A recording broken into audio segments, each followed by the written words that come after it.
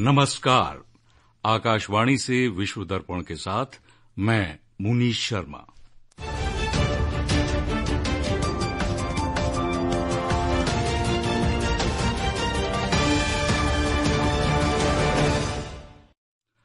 मुख्य समाचार। राष्ट्रपति द्रौपदी मुर्मू ने कहा, भारत 2047 तक एक विकसित अर्थव्यवस्था बनने की राह पर। स्वतंत्रता दिवस की पूर्व संध्या पर राष्ट्र के नाम अपने संबोधन में राष्ट्रपति ने पहलगाम आतंकी हमले की कड़ी निंदा की। भारत ने पाकिस्तान की निरंकुश और युद्धोन्मादी नीति पर किया कड़ा प्रहार।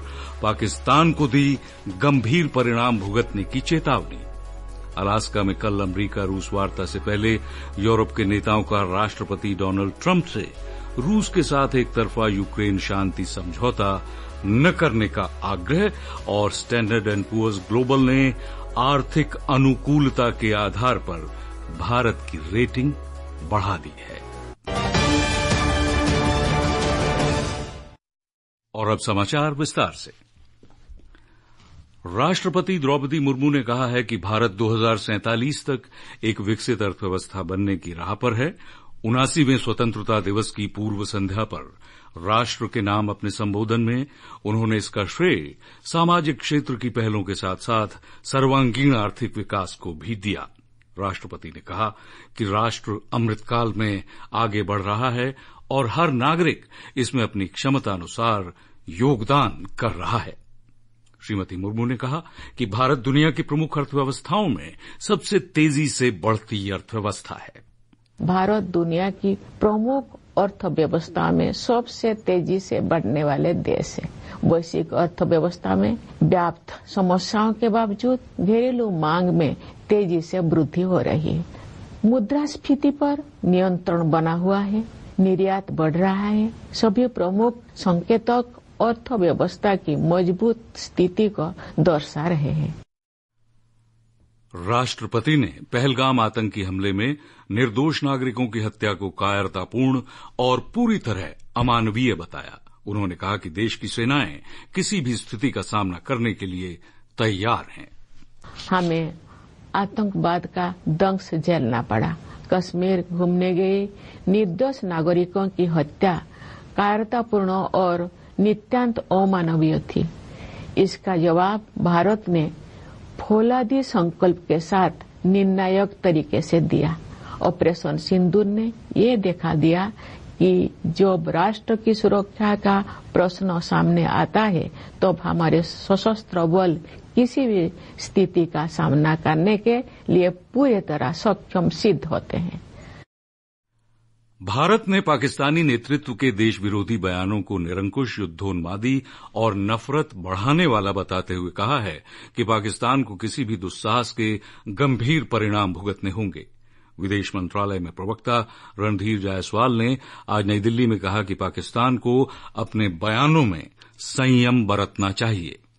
अपनी नाकामियों को छुपाने के लिए बार बार भारत विरोधी बयानबाजी को हवा देना पाकिस्तानी नेतृत्व का जाना माना तरीका है। पाकिस्तान को सलाह देते हैं कि वह अपनी बयानबाजी में संयम रखे, क्योंकि किसी भी प्रकार के दुस्साहस का परिणाम दर्दनाक होगा। भारत अमेरिका संबंधों पर विदेश मंत्रालय के प्रवक्ता ने कहा कि भारत और अमेरिका के बीच साझा हितों, लोकतांत्रिक मूल्यों और दोनों देशों के लोगों के मजबूत संबंधों पर आधारित व्यापक वैश्विक रणनीतिक साझेदारी है। उन्होंने कहा कि आपसी सम्मान और साझा हितों के आधार पर ये रिश्ते आगे बढ़ते रहेंगे। India and the United States share comprehensive global strategic partnership anchored in shared interests, democratic values and robust people-to-people ties. This partnership has weathered several transitions and challenges, as we had said earlier as well. We remain focused on the substantive agenda that the two countries have committed to, and we hope that the relationship will continue to move forward based on mutual respect and shared interests. रक्षा मंत्री राजनाथ सिंह ने कहा है कि operation सिंदूर एक संतुलित सैन्य प्रतिक्रिया साबित हुआ है। स्वतंत्रता दिवस की पूर्व संध्या पर आकाशवाणी से प्रसारित सैनिकों के नाम संदेश में श्री सिंह ने ऑपरेशन सिंदूर के दौरान भारत की कार्रवाई को सटीक और सफल सैन्य रणनीति का शानदार उदाहरण और नए दृष्टिकोण, तकनीकी प्रगति और आत्मनिर्भरता की झलक बताया। रक्षा मंत्री ने कहा कि ऑपरेशन सिंदूर की संतुलित रणनीति का अंदाजा इसी बात से लगाया जा सकता है कि चंद मिनटों में ही लश्कर-ए-तैयबा और जैश-ए-मोहम्मद के मुख्यालयों समेत 9 आतंकी प्रशिक्षण शिविरों को नष्ट कर दिया गया। श्री राजनाथ सिंह ने कहा कि ऑपरेशन सिंदूर अभियान तब तक जारी रहेगा जब तक आतंकवाद के पूर्ण विनाश का लक्ष्य पूरा नहीं हो जाता। भारत द्वारा उठाया गया हर कदम जो देश की शांति और स्थिरता को भंग करने की हर कोशिश के विरुद्ध होता है, वही हमारे इस मूल संकल्प से प्रेरित है कि हम अपनी संप्रभुता और राष्ट्रीय सुरक्षा से किसी भी सूरत में कोई समझौता नहीं करेंगे, चाहे वो किसी सीमा पार से किया गया हमला हो या देश के भीतर डर और असुरक्षा का माहौल पैदा करने की आतंकवादी साजिश हो। हमारा जवाब केवल प्रतिक्रिया देना भर नहीं होता है, बल्कि एक स्पष्ट संदेश होता है। पाकिस्तान के कराची में स्वतंत्रता दिवस समारोह के दौरान गोलीबारी में एक नागरिक और एक 8 वर्षीय बालिका समेत 3 लोगों की मृत्यु हो गई है। 60 से ज्यादा लोग घायल हुए हैं। स्थानीय रिपोर्ट के अनुसार ये घटनाएं शहर के अलग अलग हिस्सों में हुई। अजीजाबाद में गोली चलने से घायल एक 8 वर्षीय बच्ची की अस्पताल ले जाने से पहले ही मौत हो गई। ये आकाशवाणी है और आप सुन रहे हैं विश्व दर्पण। अमेरिका के राष्ट्रपति डोनाल्ड ट्रंप और रूस के राष्ट्रपति व्लादिमीर पुतिन के बीच कल बहुप्रतीक्षित शिखर सम्मेलन होने वाला है। इससे पहले पूर्व यूरोपीय नेताओं ने राष्ट्रपति डोनाल्ड ट्रंप से यह आग्रह किया है कि राष्ट्रपति व्लादिमीर पुतिन के साथ यूक्रेन शांति पर एक तरफा समझौता न करें।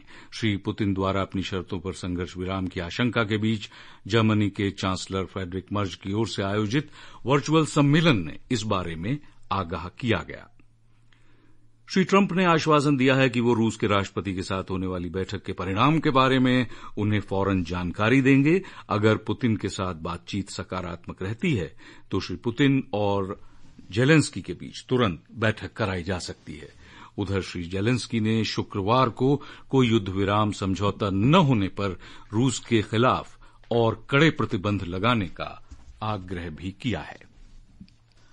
सरकार ने देशों की आर्थिक स्थिति का आकलन करने वाली संस्था स्टैंडर्ड एंड पुअर की वैश्विक रैंकिंग में भारत का स्तर बढ़ाने का स्वागत किया है। S&P ने भारत की क्रेडिट रेटिंग BBB- से बढ़ाकर अब BBB कर दी है। वित्त मंत्रालय ने यह बताया कि भारत की रेटिंग का बढ़ना दरअसल इस बात का परिचायक है कि प्रधानमंत्री नरेंद्र मोदी के नेतृत्व में देश में स्थिरता है और भारत की अर्थव्यवस्था सक्रिय है और मजबूत भी बनी हुई है।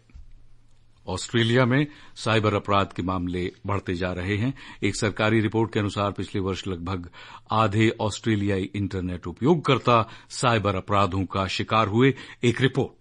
ऑस्ट्रेलियन इंस्टीट्यूट ऑफ क्रिमिनोलॉजी ने 10,000 से अधिक उपयोगकर्ताओं का सर्वेक्षण किया, जिनमें से 47.4% ने पिछले 12 महीने में साइबर अपराध का शिकार होने की बात कही। कई साइबर घोटालों में नकली विक्रेता शामिल थे जो उपयोगकर्ताओं को भुगतान करने या व्यक्तिगत जानकारी का खुलासा करने के लिए धोखा देते थे। रिपोर्ट में ये भी बताया गया है कि साइबर अपराधों को लेकर जागरूकता बढ़ी है और इससे बचने के लिए लोग मजबूत पासवर्ड का उपयोग कर रहे हैं। ये निष्कर्ष ऐसे समय में सामने आए हैं जब ऑस्ट्रेलिया 10 दिसंबर से 16 वर्ष से कम उम्र के बच्चों पर यूट्यूब जैसे सोशल मीडिया प्लेटफॉर्म का उपयोग करने पर प्रतिबंध लगाने जा रहा है। विश्व दर्पण के लिए समाचार कक्ष से सरफिरोजी।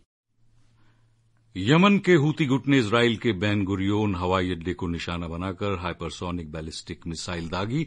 अक्टूबर 2023 में गाजा पर हमला शुरू होने के बाद से ये संगठन इजराइल पर मिसाइल और ड्रोन हमले कर रहे हैं। और अंत में इस बुलेटिन के मुख्य समाचार एक बार फिर। राष्ट्रपति द्रौपदी मुर्मू ने कहा, भारत 2047 तक एक विकसित अर्थव्यवस्था बनने की राह पर। स्वतंत्रता दिवस की पूर्व संध्या पर राष्ट्र के नाम संबोधन में राष्ट्रपति ने पहलगाम आतंकी हमले की कड़ी निंदा की। भारत ने पाकिस्तान की निरंकुश और युद्धोन्मादी नीति पर किया कड़ा प्रहार। पाकिस्तान को दी गंभीर परिणाम भुगतने की चेतावनी। और S&P ग्लोबल ने आर्थिक अनुकूलता के आधार पर भारत की रेटिंग बढ़ाई। इसके साथ ही विश्व दर्पण का ये अंक समाप्त हुआ।